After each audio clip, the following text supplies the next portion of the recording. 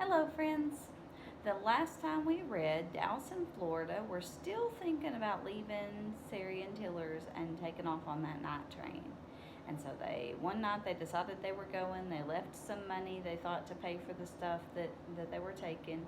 And they took the rest of their money and some supplies and they were going to go take off through the woods to the night train. Well, they got lost. They ended up camping in the night. Sari got up in the night to check on them, found them missing, and went and found them in the woods, and they had breakfast, went back home, and just pretended like the kids were trying out the camping materials and weren't actually trying to run away. They didn't say anything about it. So the next chapter, chapter 28, is called Mrs. Trepid. Mrs. Trepid was standing by her bedroom window, staring at two empty trash cans rolling against the curb. Clank, clank, clank.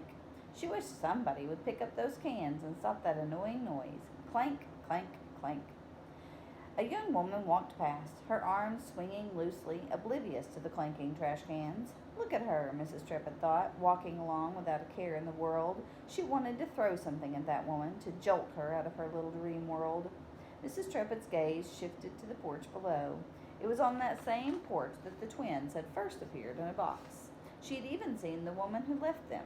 From this very window where she stood now, Mrs. Trepid had spotted the woman, bundled in a tattered and faded green dress, bending over the box. The woman had laid down so close to the box, and then she'd rushed down to the walk with her hands pressed to her face. And then Morgan called up the stairs to say that that it was babies in the box. Two babies, twins. Mrs. Trepid talked to her husband, talked him into ripping up the forms they were supposed to submit to the authorities, reporting the twins' arrival. Let's not tell yet, she said. Maybe these could be our babies.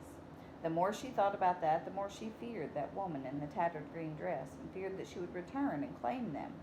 When Mrs. Trepid was out walking the babies in the buggy, she was always watching, terrified that the woman would appear and snatch the twins away. When people came to the home to meet the other children, Mrs. Trepid tried to keep the twins hidden. Once, when a couple saw the twins and inquired about them, Mrs. Trepid said, "They're already taken." Even as infants, Florida was the squirmy one, and Dallas was the quieter, dreamier one. Mrs. Trepid was intrigued by the way they clung to each other, and the way they responded to each other's gurgles, and the way they reached for each other when they were separated. Two babies who came into the world at the same time. Sometimes Mrs. Trepid felt a little jealous of them. They'll always have each other. They'll always have one person who understands them completely. At first, Mrs. Trepid didn't want Morgan or Mr. Trepid to help care for the twins. She wanted to do it all herself, but she had so little patience, and always one of them needed attention, and she hated when they howled and squirmed. So much trouble every single day. She started wishing the woman in the tattered green dress would come back and claim her twins. After one particularly trying day, Mrs. Trepid snared her husband. "File the forms," she ordered. "Tell the authorities that these twin kids just arrived and are available." To her surprise, though, people who were wary of taking on twins. Twins, they'd say? Who'd want to take two at once? Lovely idea, but no thanks. By the time the twins were toddlers, Mrs. Trepid couldn't bear their stumbling and falling and screaming and banging and breaking and spitting. Everything they did was louder and messier than what the other kids did, or at least that's how it seemed to Mrs. Trepid. Now, as she stood at the window looking down on the street, Mrs. Trepid thought about all the long years ahead and wondered how she could live through more children and more running and spitting and banging and leaving. Clank, clank, clank, the garbage cans bashed against the curb below. Mrs. Trepid leaned out the window. "Somebody pick those up," she pleaded. "They're driving me crazy." Chapter 29 is called Decisions. Dallas, Florida, Tiller, and Sari had packed up the breakfast things and retrieved the sleeping bags and returned to the cabin. And now Dallas and Florida were out running through the hills. "Go on," Sari had urged. "You two need a day off from work. Why don't you go run a while?" "Holler a bit, too, while you're at it," Tiller said. "I like to hear a bit of hollering in the holler every now and then." "Most people don't like hollering," Florida said. "Some people would lock us up in a cobwebby basement for hollering." "Tell you what," Tiller said, "if I ever lose my brains and lock you up somewhere, you bust out, and then you bite me and kick me and tie me up and throw me over the cliff. You hear?" "Okay," Dallas said. "If you ever lock us up, that's what we'll do." So Dallas and Florida had run down the hill and sloshed through the creek, and then they ran up the opposite hill, and on top of it they whooped and hollered, and when they were tired of hollering, they flopped down in the dirt. So, what do you think, Dallas? What's our plan now? Dallas scratched at the dirt with a stick. What do you think our plan should be? He asked. Well, I've been thinking that these old people, this Tiller and Sari, they've got their hearts set on finding the mighty rutabago and zinging over to Cangadoon to see the rocking thing bird. And I've been thinking that maybe now, I'm just saying maybe, I'm not saying for certain sure, maybe it wouldn't hurt us all that much to go on their trips with them, and then when we got back, we would still catch that night train, Dallas said. That's right, Florida said. That's what I've been thinking. Is that what you've been thinking too? Pretty much, Dallas said. Even though we promised never, never, never to split up. This would be an exception. Like a once and only exception, Florida said. Right, Dallas agreed. When we got back, it'd be just like before. We'll stay together and nobody will split us up. He was picturing himself on the beach, building a hut, eating coconuts. I guess we ought to bury our money again, Florida said. Tiller and Sari were sitting on the porch swing. Are you going to miss me? Sari asked. Of course I'm going to miss you, Tiller said. How could I not miss you? You've been right here most of the days of my life. That makes me sound like an old rock. Tiller turned to look at his wife. He knew every line on her face, every expression. Sometimes he felt he knew everything about her, maybe more than he knew about himself even. He felt light-headed and weak and had to press his hand against his chest to ease the sudden fluttering inside. Are you going to miss me? He said. She turned to him. You feel all right? Sure, he said. Sure I do. Sari slapped her arm through his.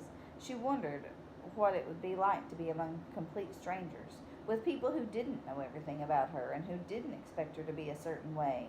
Of course I'll miss you, she said. You're like an old, comfortable boot. An old, comfortable, handsome boot? Tiller said. He closed his eyes and imagined the winding river. Will you miss the Holler?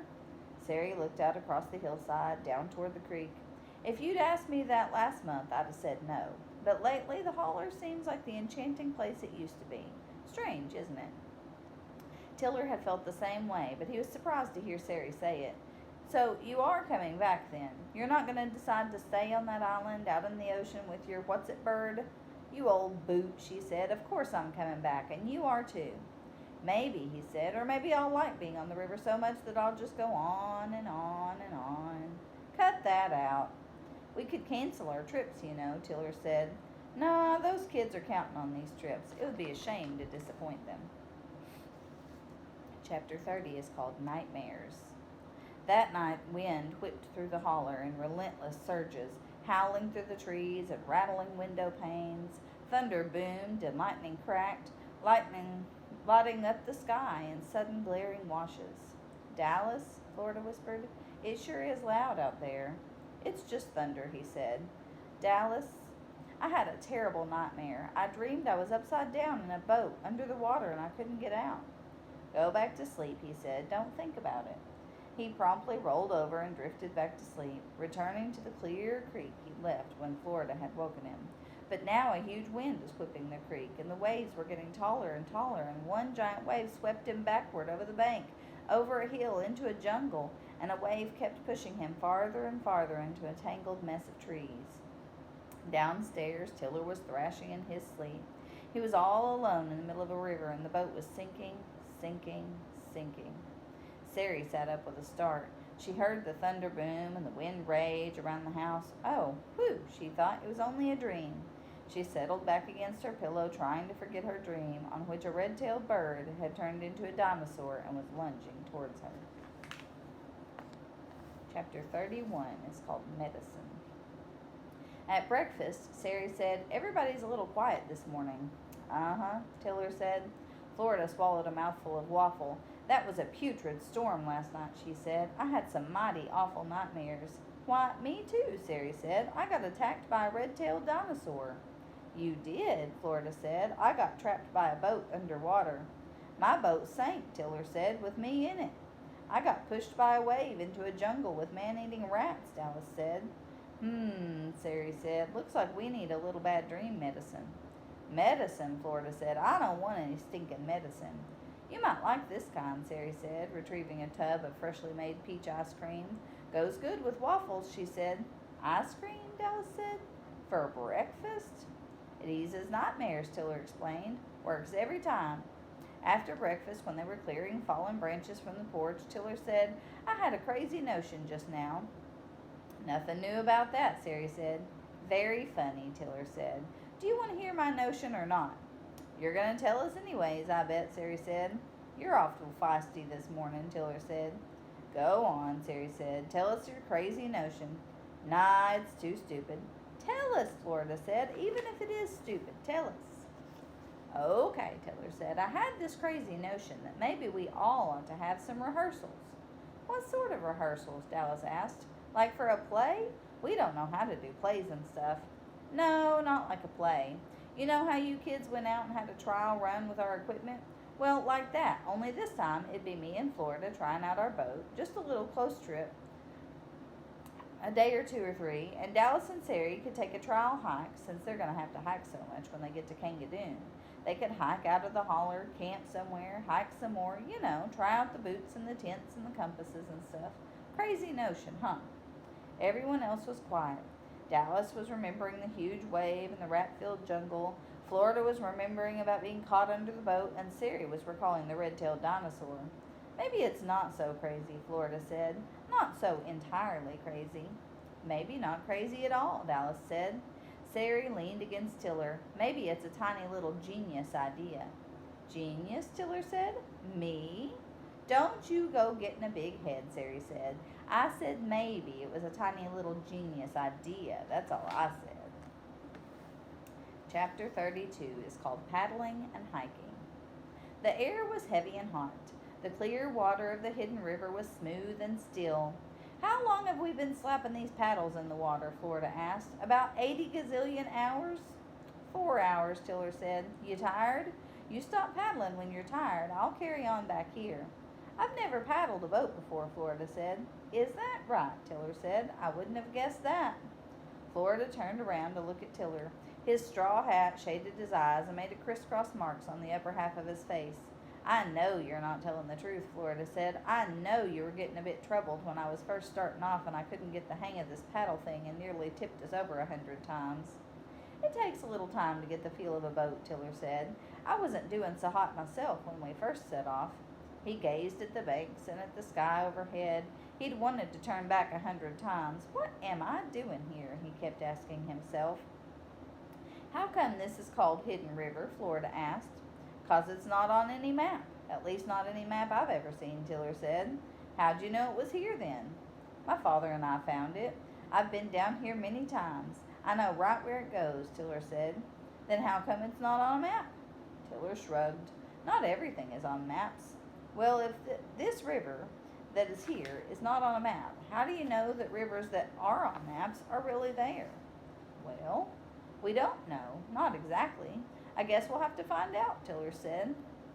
You mean we might end up in a dried up, smelly ditch someplace and be lost and maybe starve to death in a lost place that nobody knows about and... I think we'll be okay, he said. She sure has a lot of questions, he thought. Why didn't I just come by myself? You've got to admit that this is mighty peaceful, he said. Florida stared ahead at the river. A long, sparkly, slithery thing disappeared around a bend in the distance. It's peaceful, all right, Florida said, except for these dang mosquitoes and flies. She slapped at her arms. How come there are so many bugs out here? Probably no bats around these parts, Tiller said. Bats? You ever notice all those bats in the holler? The ones that come out at dusk? Those flying rat things? Those are bats, Tiller said. Did you ever notice how there aren't any mosquitoes in Ruby Holler? Now that you mention it, I did notice that, Florida said. How come you don't have mosquitoes in Ruby Holler? Because of the bats, Tiller said. The bats eat 'em. Bats are good. Well, I never would have guessed that any flying rat thing could be good, Florida said. But I'll take your word for it. Maybe you could whistle for some of those bats to follow us on our trip. You think Sari and Dallas have bats where they are? No idea, Tiller said. Where do you suppose they are right now? How far do you think they've hiked? Florida felt quivery, talking about Sari and Dallas. It had been awful saying goodbye that morning. Tiller's friend had driven them all down to the river where they'd unloaded the boat and plonked it in the water, and then Tiller's friend was going to drive Sari and Dallas back to the cabin so they could set off on their hike. Florida had an odd feeling when she met Tiller's friend, as if she'd seen him somewhere before, but she couldn't place where that might have been. They'd all stood around looking at the boat bobbing in the water until Sari said, "I can't hardly take all this standing around. I'm going to bust out blubbering." In a tangle, they'd exchanged hugs, and Tiller and Florida stood on the bank waving goodbye. It was all Florida could do not to chase after Dallas and flee. Everything inside of her head told her not to trust anybody but him. She had a sudden cold fear that this was all a trick, a plot to separate her from Dallas.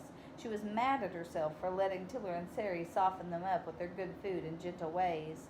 Still, something had made her get in the boat, and something had made her dip her paddle in the water, and something had made her look calm on the outside while inside was trembling like a trapped mouse.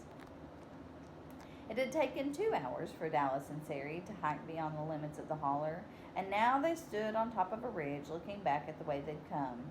"There's a river," Dallas said. "See it? Looks like a skinny brown eel. Is that Hidden River? Will we be able to see them down there, you think? Look at all those tiny houses and cars and that skinny river. It's like a playland. It's like your carvings." Sari stared off across the hills. "Dallas, did you ever wonder what you were like without Florida?" "What do you mean?" Sari took off her hat and rumpled her hair. "I mean, you two have always been together your whole lives. But did you ever wonder if you'd be different if you weren't with her, if you were by yourself?" Dallas kicked at the dirt with his boot. He felt as if he was going to throw up. He didn't like being without Florida. He didn't like Sari's question either. "I'd still be who I am, wouldn't I? I'm without her now, aren't I? Am I different?" Sari studied him. "It's too early to tell, I guess." "You've been with Tiller nearly your whole life. Are you different without him?" "I don't know," Sari said. "Am I?" "Too early to tell," Dallas said. "I guess we'd better move on. You've got the compass, right? Which way now?" "Compass?" Dallas said. Chapter 33 is called Z's Report. In the alley shack, Z leaned against the door. "So like I said, they've already done gone. They're out of there." Mr. Trepid rubbed his hands rapidly back and forth as if he were warming them. "Already? Are you entirely sure they've all gone?" "Gone. Zappo." Z picked at the wooden door frame, loosening a splinter. Mr. Trepid paced the room, talking as he went. "Very good. Now we'll start the project I mentioned. Are you prepared to keep this absolutely confidential?" Z spat on the floor and eyed Mr. Trepid. "Listen, if you don't trust me—" "Oh, no. Don't misunderstand me. Of course, I know that you'll keep this confidential. It's just that it's a most delicate—" "I got it. Just tell me what I gotta do and tell me what the salary will be." "How are you at map making?" Mr. Trepid asked. "Map making?" Z said. "That don't sound too exciting to me." "First, I want you to survey an area, and I'll tell you what to look for, and then I'll need you to make a map marking the locations of—" "What is it exactly that I'm looking for, and where am I looking?" Z picked at his teeth with the splinter. "Down in Ruby Holler. You find their cabin, see, and then you go out, let's say 20 feet out from it in a circle, and you look for a stone. If you don't find it, you go, say, 30 feet out, and you look, and on like that until you find it," Mr. Trepid explained. He had thought about doing this himself, but he didn't like rummaging around in the woods, and it would take far too much time. "A stone?" Z said. "Do you have all your brains? Do you know how many stones there are in the holler? My guess is about 100 million, unless you're talking about a special stone, like maybe it's a green one or a red one, or I don't know what it looks like, but my guess is it's not an ordinary stone. It's probably a big one, or maybe a big pile of stones." Z raked his fingers through his matted hair. "What's so special about this stone or this pile of stones?" Mr. Trepid had expected this question and was prepared with an answer. "It marks a source, an oil source," he lied. "See, they're thinking of drilling up there. I'm just a little curious as to see where the oil is." "Seems to me," Z said, "you could have asked them. They probably would have told you if it's on their property. What do they care who knows where it is?" "I'm not entirely sure it's on their property," Mr. Trepid said. "So where's my salary?" said Z. "I ain't got all day." Mr. Trepid handed him a wad of bills. "That's just a deposit. You bring me a map with any special stones marked on it, and I'll give you the rest of the money. Don't worry if you find the right spot. You'll get a fine salary. Okay, boss man, but I ain't spending a year looking. I'll go see what I can see, and if it don't look too promising, I ain't gonna carry on scrambling through the dirt. When Mr. Trepid returned to the Boxton Creek home, he found his wife lying on their bed with a wet cloth draped over her forehead. He knew better than to ask what was wrong, because she would tell him. She would tell him which child had broken a window, and which one had broken an arm, and which one had tracked in mud, and which one had sassed her, and she would go on like that for hours. So instead of asking her what was wrong, he said, I have some good news. I could use some good news, because that new girl broke. It's very good news. How would you like to leave this place and go off to an island somewhere? Mrs. Trepid slipped the cloth off of her head and sat up. You have a mighty poor idea of a joke, she said. I'm not joking. I think in a little time, very soon maybe, we might be coming into some money. And where exactly is this money coming from? Is it going to drop down from heaven and land at our feet? Let's just say I've got some investments. Some investments that should be coming through any day now. There was a knock at their door. From outside, Morgan said, Ma'am, it's time to be getting dinner together. Mrs. Trepid swung her legs over the side of the bed and stood up. Lord spare me, she said. Chapter 34 is called Bearings. We'll be able to tell what direction we're going if the sun stays visible, Sari said. And trees will help. Moss usually grows on the north side of trees. And I'm a stupid for forgetting that compass. You're not a stupid. I'm sure we'll be fine, Sari said. Just fine. But she didn't sound convinced as they hacked through the brush. Let's talk about something. Dallas, make the time pass more easily. Like what? Tell me about the scary toothless lunatic you in Florida keep referring to. Was he really toothless? Was he really a lunatic? Yep. So tell me about him. I don't like to talk about it, he said. Sometimes talking about it is good, Sari said. Just pretend you're talking to Florida. I don't know, Dallas said. What was his name? What did the toothless mouth look like? Sari prodded. Well, I guess I could talk about it a little, he said. And so Dallas told Sari about the toothless Mr. Dreep and his wife and the fidgety fingers, and how Mr. Dreep had locked them in the cellar and made them spend the night there in the smelly, damp rat place. But that's criminal, Sari said. That's a terrible thing to do to anybody. Well, he thought I sassed him, see? He told us we were going to have to dig a well, and I told him we couldn't do that, and so I guess being in the cellar was our punishment for sassing. Dig a well? But that's criminal. I can't get my head around this, Dallas, and even if you did sass him, that's no reason to put you in the cellar. Well, that's kind of what we thought, Dallas said, but we weren't exactly sure. Not sure? What do you mean? You didn't think that was strange? You didn't think it was terrible? Dallas shrugged. What good would that do? But, Sari looked upset and confused. Being in that cellar, why, you in Florida were so very afraid of rats and mice and... Dallas turned away. He didn't like to dwell on these things. His mind automatically stopped the scene and played a different one. Like now, he was imagining that he was a pioneer, the first person ever to take this hill. Maybe he'd discover something incredible up here, something no one else had ever seen. Sari interrupted his reverie. How'd you get out of that toothless lunatic's place?